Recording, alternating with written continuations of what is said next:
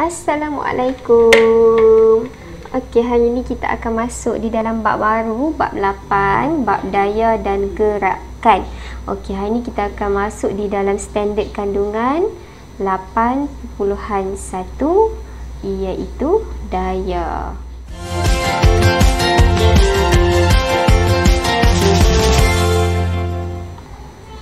Okey, jadi hari ini kita akan masuk di dalam standard pembelajaran 8.1.1 menghuraikan dan berkomunikasi mengenai daya. 8.1.2 menerangkan daya mempunyai magnitude, arah dan titik aplikasi. Dan 8.1.3 mengukur daya dalam unit SI. Dan daya adalah tolakan dan tarikan. Di mana kamu tengok di sebelah kiri ni, ada orang ni duduk buka dan tutup pintu. Itu adalah daya. Tarik, dia tarik dan dia tolak. Daya adalah tolakan dan tarikan. Sama juga dengan tangan dia ni tengah buka tin, dia tarik, tolak, tarik, tolak. So itu adalah daya. Tolakan dan tarikan. Daya tidak dapat dilihat, tetapi kita boleh melihat kesan-kesan daya. Kita tengok jenis-jenis daya. Kita tengok daya yang pertama. Cikgu lupa nak maklum, kita boleh buka buku teks. Muka surat 170. 170. So kita ada beberapa jenis daya. Yang pertama adalah daya graviti. Daya graviti ni adalah daya yang mengarah ke pusat bumi. Jadi daya graviti ni arah dia adalah ke bawah. Daya graviti ni adalah arah dia ke bawah. Ke bawah. Dan daya ini menyebabkan semua benda yang di lambung akan jatuh semula ke tanah. Jadi kalau kita rujuk di sini pun, yang baling bola ni, bila kita baling bola ke atas, dia akan turun ke bawah. Disebabkan oleh daya graviti. Ini adalah sama macam Sir Isaac Newton. Sir Isaac Newton adalah yang berjumpa dengan daya graviti. Di mana dia duduk di bawah pokok dan buah apple jatuh di atas kepala dia. Ini adalah daya graviti yang menyebabkan semua benda yang di lambung jatuh semula ke tanah. Dia adalah mengarah ke pusat bumi. Arah daya graviti mengarah ke bawah. Daya arah graviti mengarah ke bawah.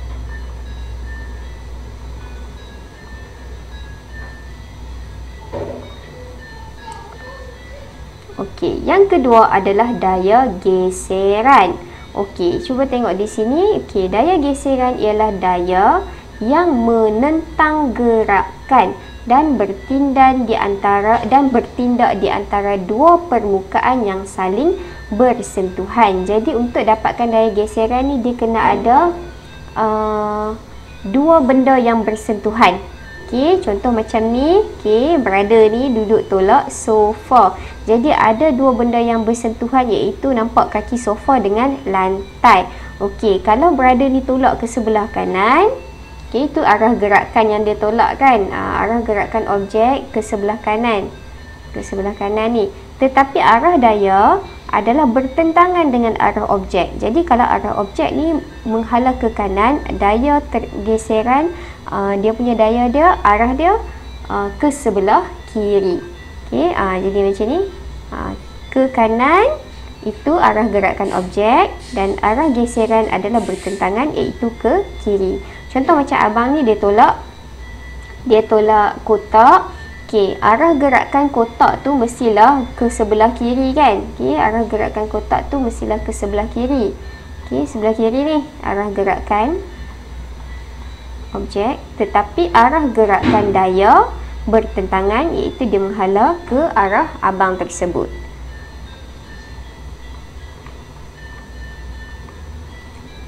Seterusnya adalah daya apungan. Daya apungan ni, kalau dah nama pun apungan, adalah daya untuk benda-benda yang terapung. Okey, contoh dia macam itik ni. Okey, itik ni dia terapung akibat daripada adanya daya apungan. Okey, maksud daya apungan ialah daya tujah yang bertindak pada sesuatu objek yang terapung di dalam sesuatu benda lir. Maksudnya daya apungan ni dia tolak benda tu supaya ke atas supaya dia terapung. Okey, dia tolak ke atas supaya dia terapung. Jadi arah daya ni adalah ke atas. Okey, arah daya apungan ke atas sebab dia tolak benda tu ke atas untuk terapung. Okey, sama dengan kartun ni. Okey, dia terapung disebabkan adanya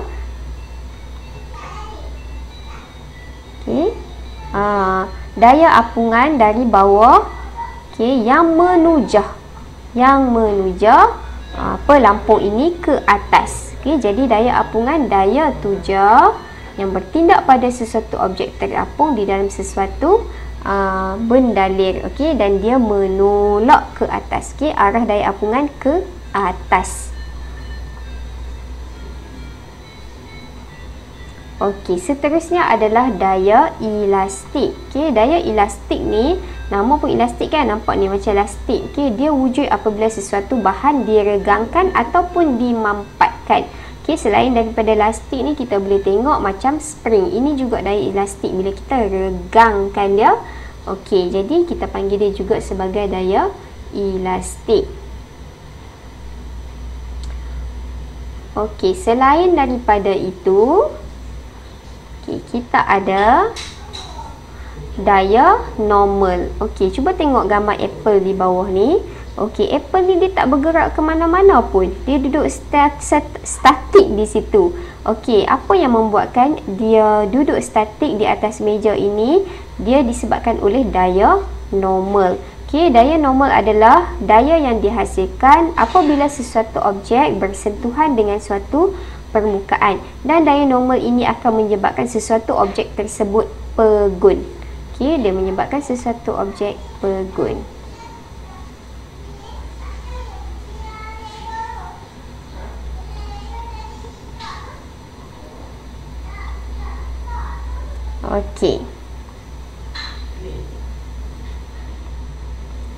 Seterusnya, kita pergi kepada, ada lagi satu yang cikgu tidak letakkan di sini, iaitu berat. Berat adalah berat sesuatu objek ditaktifkan sebagai daya graviti yang bertindak ke atasnya. Jadi sekejap kita akan tengok apa beza berat dengan berat yang kita sebut-sebut sekarang ni. Contohnya kalau kamu tanya, cikgu berat cikgu berapa? Cikgu kata 45 kilo. Sebenarnya 45 kilo tu bukan berat, itu kita panggil sebagai jisim. Berat adalah daya graviti yang bertindak ke atas sesuatu objek. So cikgu tambah di sini.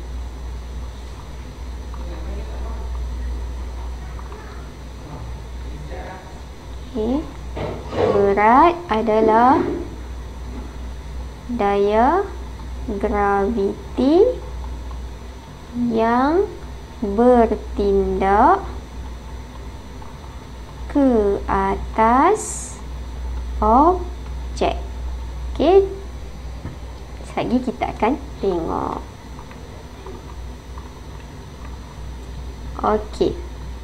Jadi kita nak tengok ciri-ciri daya. Ciri-ciri daya ada dalam muka surat 171.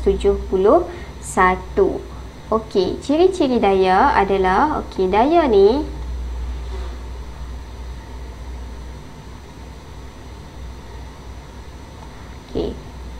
dia ialah kuantiti vektor yang mempunyai, ciri-ciri dia satu, mempunyai magnitude dan dia mempunyai arah. Ni dua ciri daya. Dia ada magnitude dan dia ada arah. Magnitude ni adalah kuantiti ataupun nilai ukuran. Ciri yang pertama, dia ada magnitude ataupun nama lain magnitude adalah dia ada nilai ukuran. Iaitu nilai ukuran bagi daya adalah Newton. Ciri yang kedua adalah daya ni ada arah. Contoh macam tadi cikgu bagi tahu, arah daya apungan adalah ke atas. Arah daya graviti adalah ke bawah menuju ke pusat bumi. Jadi ciri daya ada dua. mempunyai magnitude dan ada arah. Okey, jadi kita tengok di dalam buku teks kamu. Gambar foto 8.2, okey, yang bawah ni. Okey, yang ni ada gambar tangan kan? Okey, tangan ni dia tolak. Okey, jadi kita tengok di sini. Okey, menunjukkan satu daya tolakan yang bertindak pada sebuah kotak dengan magnitude daya 10 Newton. Okey, magnitude ni maksud dia ukuran daya lah. Okey, nilai daya tu adalah 10 Newton. Arah tindakan daya seperti yang ditunjukkan oleh anak panah. Okey, jadi arah daya adalah menghala ke kiri sebab dia tolak ke kiri macam tu. Okey, so ini adalah arah daya tolakan.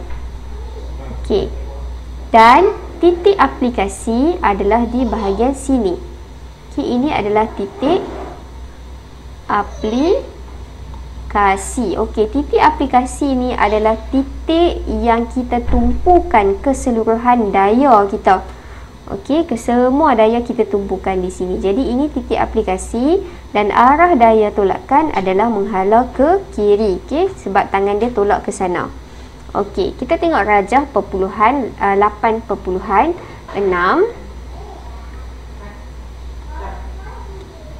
Okey. Dia menunjukkan tukul yang digunakan untuk menanggalkan paku dari permukaan meja. Okey, jadi daya yang bertindak mempunyai magnitude 15 Newton. Okey, ini nilai dia. Dan arah seperti yang ditunjukkan oleh anak panah. Jadi kat dalam ni cikgu dah terpadam. Okey, so dia punya daya dia adalah macam ke arah mana kita tolak atau tarik. So kat sini kita tarik tukul tu, kita tarik ke arah badan kita. Jadi arah daya ni adalah ke sebelah kanan ni. Okey, sebab kita tarik ke situ. Okey.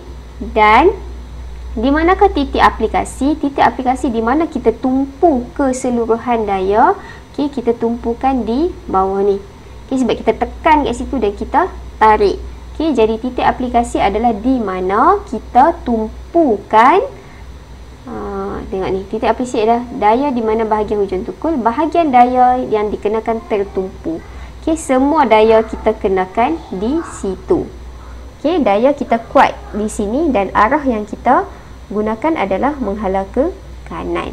Okey, so apa yang kamu kena ingat di sini adalah yang pertama magnitude.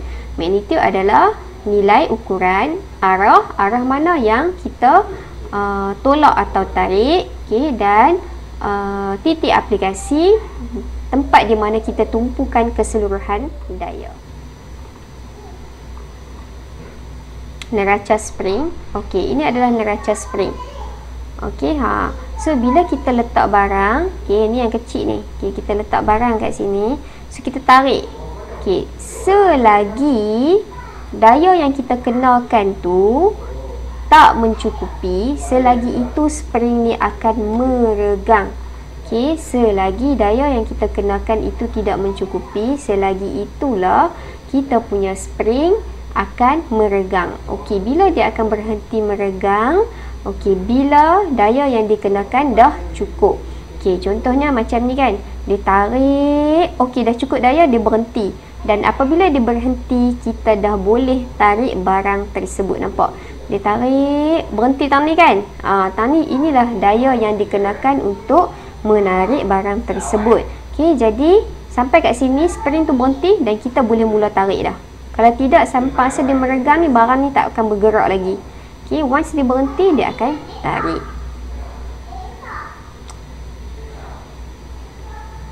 Okey, unit SI bagi daya ialah Newton. Okey, di mana berat sesuatu objek ialah daya tarikan graviti terhadap objek itu. Di bumi, sesuatu objek yang mempunyai jisim 100 gram mempunyai berat 1 Newton. Oleh itu, objek yang mempunyai jisim 10 kg, 1 kg mempunyai berat 10 Newton.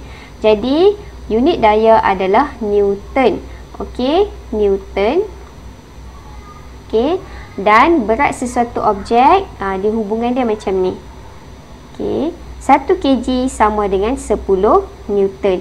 Jadi, kalaulah kata berat cikgu 45 kg, jadi daya unit dalam Newton cikgu adalah 450 Newton. Kita kena darab dengan 10.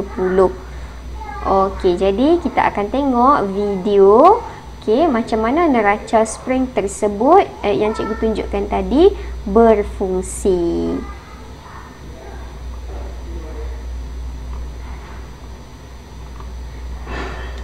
Okey, itu sahaja untuk hari ini. Okey, itu sahaja untuk hari ini. Sekian. Assalamualaikum warahmatullahi wabarakatuh.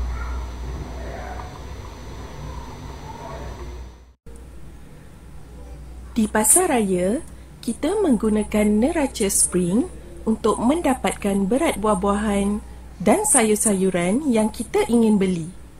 Neraca spring adalah alat untuk mengukur daya.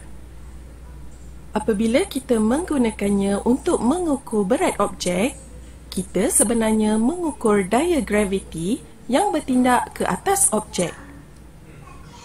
Magnitude daya yang diukur oleh neraca spring boleh diperoleh dengan membaca skala. Dalam contoh ini, daya graviti yang bertindak ke atas objek ialah 2 Newton. Newton dengan simbol N adalah unit SI bagi daya. 1 Newton daya adalah sama dengan magnitude daya graviti yang bertindak ke atas objek berjisim 100 gram. Dalam kata lain, 1 Newton adalah sama dengan berat objek 100 gram atau berat objek 1 kilogram adalah sama dengan 10 Newton.